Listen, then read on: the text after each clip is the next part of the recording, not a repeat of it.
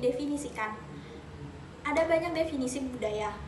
Menurut Gabar dan Cluson tahun 1952, dari Berry, Portinga, Segal, dan Dasen 2002, 1. Deskripsi, berusaha menggambarkan semua aspek kebudayaan.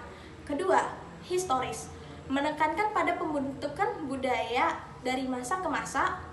Ketiga, normatif, yang menekankan pada norma-norma bersama yang mengatur kehidupan masyarakat. Keempat, psikologi, menekankan berbagai gambaran psikologis. Yang kelima adalah terstruktur, menekankan budaya struktur organisasi. Dan yang keenam, genetika, menekankan awal kemunculannya budaya. Oleh menurut Triandis tahun 2007. Manusia dilahirkan dan dibesarkan dalam latar belakang budaya yang tertentu. Ia lahir di lingkungan geografis, ras, bahasa, dan suku yang tertentu pula. Karakteristik budaya yang berbeda akan membentuk karakteristik psikologis dan kepribadian yang berbeda pula. Menurut Scott dan Selk tahun 2005. Menurut Alon dan Berry di tahun 2006, pada umumnya diyakini bahwa perilaku manusia dipengaruhi oleh latar belakang budaya. Proporsi sosial budaya dan latar belakang perilaku tidak dapat dipisahkan. Menurut Brunner, seperti dikutip dalam Sile tahun 2003. A. Psikologi dan budaya. Sebagian besar peneliti mengenali 3 karakteristik budaya. Yang pertama, budaya adalah bentuk interaksi adiktif antara manusia dan lingkungan. Yang kedua, budaya terdiri dari unsur-unsur bersama. Yang ketiga, kebudayaan disosialisasikan dari waktu ke waktu dan diturunkan dari generasi ke generasi. Berry, Portinga, Segal, dan Dasen tahun 2002 menyebutkan 1. Absolutisme, sebuah fenomena psikologis memiliki kesamaan di semua aspek bidang budaya. Kedua, relativitisme, sebuah fenomena psikologis dengan pola berbeda di setiap latar belakang budaya. Yang ketiga, universalisme, yang menjembatani 2 pandangan sebelumnya. Ketiga, universalisme, yang menjembatani 2 pandangan sebelumnya, yaitu absolutisme dan juga relativitisme. Kedua pandangan ini biasanya memiliki fungsi psikologis dasar yang sama dengan manusia. Tetapi, latar belakang budaya akan mempengaruhi dan mengembangkannya. Menurut Triandis, tahun 2007, sebagian besar penelitian psikologi sebenarnya sangat etnosentris, meyakini bahwa teori-teori yang didasarkan pada latar belakang budayanya sendiri bersifat universal dan dapat digunakan untuk menjelaskan fenomena di belahan dunia manapun. B. Latar belakang munculnya psikologi yang berorientasi budaya. Aspek budaya dalam membangun psikologi tersebut muncul terutama selepas Perang Dunia II. Pusat pengembangan psikologi ada di beberapa kota seperti Leipzig, Berlin, London, Paris, dan beberapa kota di Amerika Serikat. Dan dari sinilah masalah psikologi dan budaya mulai muncul, yaitu ketika psikologi Amerika yang dianggap universal tersebut dipakai untuk menjelaskan, memprediksi, dan mengendalikan fenomena psikologis yang terjadi di negara-negara lain selain Amerika. Resistensi terhadap hegemoni psikologi kemudian mulai muncul pada tahun 1960-an. Di akhir 1950-an, Sergei Moscovici yang berkebangsaan Prancis sudah berusaha membangun transnasional sosial psikologi, dan pada tahun pertengahan 1960-an terbentuk Europa Association of Experimental Social Psychologists serta mempublikasikan Europa Journal of Social Psychology pada tahun 1971. Kritik dan resistensi terhadap psikologi Amerika ataupun psikologi Barat juga muncul di beberapa negara lainnya seperti Filipina, Cina, Korea, Kanada, juga Kamerun. Munculnya postmodernisme, feminisme, dan juga kritik tajam terhadap objektivitas psikologi pun berpengaruh pada sebagian pakar psikologi. Misalnya di Filipina, psikologi dikembangkan sesuai dengan kebiasaan masyarakat Filipina, sehingga lahirlah psikologi Filipina. Hal tersebut dilakukan di negeri lain seperti Cina, India, dan lain-lain. Psikologi yang berorientasikan pada budaya ini dinamai dengan psikologi indigenous. Sebagian pakar psikologi di Amerika sudah melangkah jauh dari sekedar memperlakukan budaya sebagai label. Mereka melakukan penelitian di berbagai belahan dunia dengan tujuan untuk memperkuat universalitas teori-teori yang ada. Pakar psikologi ini menyebut dirinya sebagai psikologi lintas budaya. Psikologi modern dipandang hanya mempresentasikan psikologi masyarakat Eropa dan Amerika Serikat semata, yang disebut Berry, Portinga, dan Pandey sebagai Western Academic Scientific Psychology. 1. Psikologi lintas budaya. Psikologi lintas budaya dibentuk pada tahun 1967. Ada beberapa konferensi penting yang dilaksanakan dalam pembahasan psikologi lintas budaya, dan puncaknya itu pada tahun 1972. Pada tahun 1972 menghasilkan pembentukan The International Association for Cross Cultural, atau biasa disingkat IACCP. Dan presiden pertamanya itu adalah Jerome Bruner.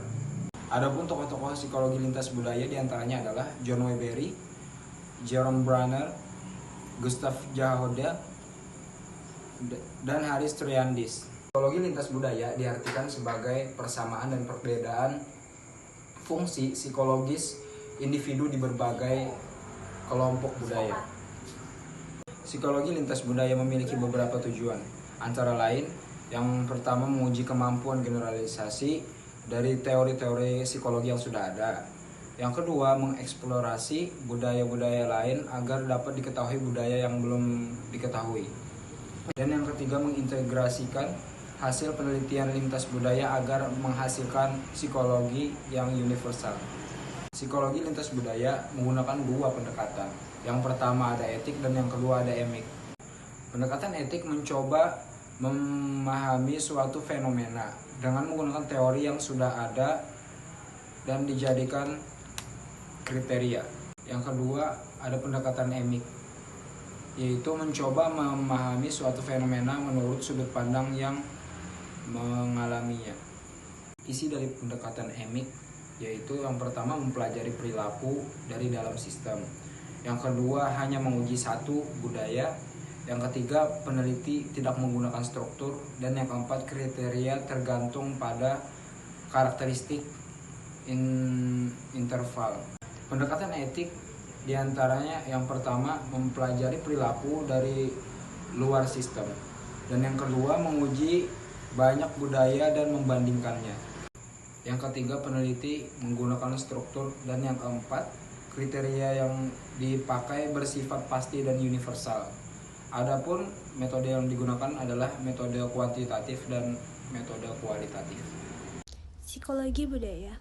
Psikologi budaya muncul pada tahun 1980-an dan terdiri dari berbagai disiplin ilmu atau subbidang interdisipliner Renter 2011. Psikologi budaya, Jerome Seymour Brunner percaya bahwa pembentukan psikologi budaya tidak bisa dihindari.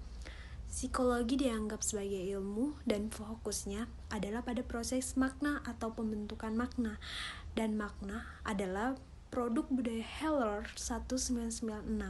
Psikologi budaya adalah disiplin yang mempelajari bagaimana subjek dan objek, diri sendiri dan orang lain, psikologi budaya serta individu dan konteks budaya bergabung, saling mempengaruhi dan bergantung satu sama lain. Schwider dan Schleifer 1993 menyebutnya dengan Solgan, Kultur, and Psycher Maker in Satrap. Schwider menampilkan budaya adalah bentuk dari orang yang ada di dalamnya, dan psikologi adalah orang yang ada di dalamnya, dipengaruhi oleh faktor budayanya. Disiplin ilmu yang diperankan dalam pembentukan psikologi budaya adalah psikologi antropologi dan bahasa. C. Psikologi indigenous. Psikologi indigenous adalah the scientific study of human behavior or mind that is native, that is not transport from other regions, and that is designed for its people. Definisi tersebut tampak menunjukkan bahwa psikologi indigenous merupakan ilmu yang sifatnya ilmiah, dibangun berdasarkan penelitian terhadap masyarakat setempat, dan diperuntukkan untuk menjelaskan perilaku masyarakat tersebut. Ide psikologi indigenous sebenarnya muncul sejak tahun 1960-an. Namun, ide tersebut baru berkembang dan dikenal luas pada tahun 1930. Psikologi indigenous lahir karena psikologi mainstream dianggap cenderung ke barat-baratan dan lebih mewakili psikologi para kolonial. Psikologi indigenous memiliki motivasi dan tujuan yang berbeda dengan psikologi budaya ataupun psikologi lintas budaya. Psikologi indigenous juga didorong oleh motif ideologis dan kebangsaan. Tidak heran jika psikologi indigenous umumnya didirikan oleh ilmuwan non-barat yang menginginkan psikologi yang lebih merefleksikan lingkungan budaya dan sosial mereka dan lebih banyak menggunakan sumber daya budaya sendiri. Dalam memahami suatu fenomena, psikologi indigenous lebih suka menggunakan sudut pandang konteks sebagai starting point atau indigenation from within. Kim dan Berry menyebutkan 6 asumsi penting dan penelitian strategis psikologi indigenous. Yang pertama, psikologi indigenous menekankan pada pemahaman yang bersumber dari berbagai konteks, baik konteks ekologis, budaya, politik, ataupun sejarah. Yang kedua, psikologi indigenous bukanlah studi tentang suku-suku terasing, melainkan studi tentang perlunya setiap konteks budaya meningkatkan pemahaman indigenous mengenai dirinya sendiri. Yang ketiga, dalam suatu konteks budaya tertentu boleh jadi terdapat berbagai perspektif yang diyakini hanya oleh sebagian kelompok saja. Yang keempat, menerima psikologi indigenous tidak dengan serta-merta menaikkan metode-metode yang selama ini dipakai. Yang kelima, tidak boleh mempunyai pandangan bahwa suatu perspektif lebih superior dibanding yang lainnya. Yang keenam, salah satu tujuan dari psikologi indigenous adalah menemukan teori atau hukum yang bersifat universal.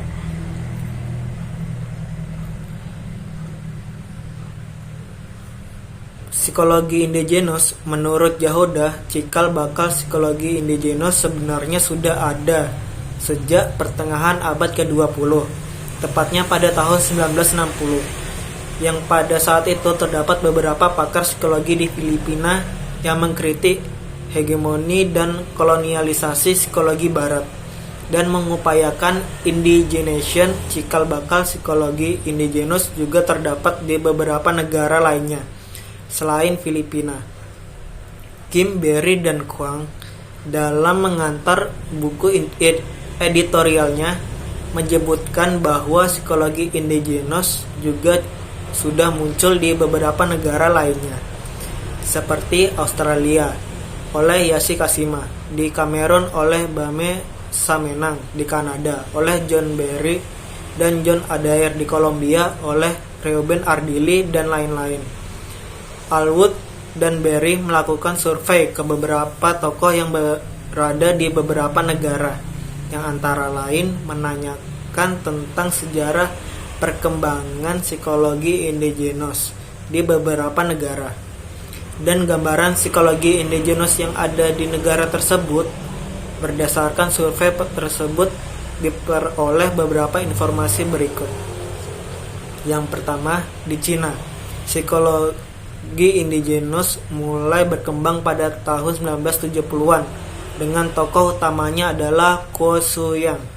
Yang kedua, di New Zealand, wacana mengenai hubungan budaya dan kepribadian yang sudah muncul pada tahun 1970-an, khususnya dalam menjelaskan tentang keunikan masyarakat Maori yang memegang budaya, nilai-nilai, dan etika yang disebut dengan tikanga. Mason Duri, seorang psikiatris dan psikolog yang berperan penting dalam penelitian terhadap masyarakat Maori. Yang ketiga, di India, ide psikologi indigenous sudah muncul pada tahun 1970-an dan menguat pada tahun 1980-an dengan tokoh utamanya adalah B.P. Sinha.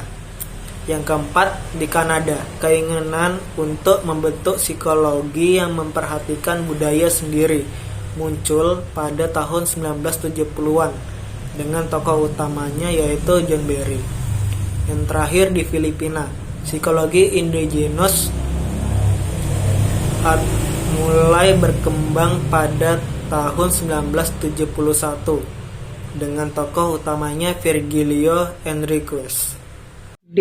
Perbandingan psikologi lintas budaya, psikologi budaya, dan psikologi indigenous. Berkembangnya beberapa psikologi yang memperhatikan budaya dalam menjelaskan manusia, membuat pemahaman kita terhadap manusia pun menjadi bertambah. Dengan adanya hal tersebut, maka perlu dijelaskan perbandingan antara ketiganya, di mana sudah pernah dijelaskan oleh Yang tahun 2000. Yang pertama ada tujuan, ruang lingkup, dan fokus. Tujuan dari psikologi lintas budaya adalah membangun psikologi yang universal, sedangkan tujuan psikologi budaya membangun sistem pengetahuan yang kulturborn. Dan tujuan dari psikologi indigenous adalah membangun psikologi monokultural, cross-kultural, atau mungkin universal. Lalu ada ruang lingkup. Ruang lingkup dari psikologi lintas budaya merupakan subdisiplin dari psikologi mainstream. Sedangkan psikologi budaya, perkawinan dari ilmu psikologi dan antropologi. Lalu dalam psikologi indigenous, ruang lingkupnya bisa meliputi keduanya. Dan yang terakhir adalah fokus. Fokus dari psikologi lintas budaya lebih mengutamakan penelitian mengenai persamaan psikologis dan perilaku daripada perbedaan. Sedangkan psikologi budaya lebih berfokus pada penelitian perbedaan psikologis dan perilaku daripada persamaan. Lalu dalam psikologi indigenous, fokusnya tidak punya keinginan untuk itu. Yang kedua ada orientasi teoritis. Orientasi teoritis dari psikologi lintas budaya terdiri dari seperti ilmu alam, perilaku merupakan gejala dan dari proses psikologis yang bersifat universal, budaya dan perilaku merupakan dua hal yang terpisah, proses dan struktur psikologis dan perilaku merupakan sesuatu yang terpisah juga. Konsep-konsep psikologis dan perilaku didefinisikan bebas dari unsur budaya atau konteks free. Lalu yang terakhir ada penjelasan universal lebih diutamakan. Lalu orientasi teoritis dari psikologi budaya terdiri dari seperti ilmu alam dan humaniora, perilaku memiliki eksistensinya sendiri, budaya dan perilaku merupakan dua hal yang tidak bisa dipisahkan. Proses dan struktur psikologis dan perilaku merupakan suatu konstelasi. Proses-proses psikologis dan perilaku didefinisikan konteks bound. Dan yang terakhir adalah penjelasan terbatas pada konteks budaya tertentu lebih diutamakan. Lalu dalam psikologi indigenous, orientasi teoritis dari psikologi lintas budaya dan psikologi budaya dapat diterima. Dan semuanya itu bersifat penting. Lalu perbandingan yang ketiga adalah perspektif metodologis. Perspektif metodologis dari psikologi lintas budaya terdiri dari perbandingan lintas budaya, kemiripan lintas budaya mengenai konsep, konstruk, dan pengukuran sebagai dasar perbandingan. Strategi etik lebih disukai, menyukai metode kuantitatif, tingkatan analisis yang dilakukan pada variabel yang terpisah, pengamat diyakini tidak berpengaruh pada fenomena, konsep ditentukan berdasarkan kepakaran peneliti, target penelitian adalah sampel yang mewakili, subjek sebagai sumber informasi. Lalu perspektif dari psikologi budaya adalah analisis monokultural dan lintas budaya. Lalu strategi EMIC lebih disukai, menyukai metode kualitatif dan interpretif. Tingkatan analisis dilakukan pada sistem budaya. Pengamat diyakini akan berpengaruh pada fenomena. Konsep ditentukan oleh pandangan subjek penelitian. Target penelitian adalah kasus khusus. dan kasus khusus sebagai objek pengamatan. Lalu dalam psikologi indigenus, perspektif metodologisnya adalah analisis monokultural dan lintas budaya. Selanjutnya tergantung pada perspektif teoritis dan metodologis, monokultural strategi emik, cross-kultural strategi etik. Dan konsep ditentukan baik oleh peneliti ataupun subjek, dan sisanya bisa diterima.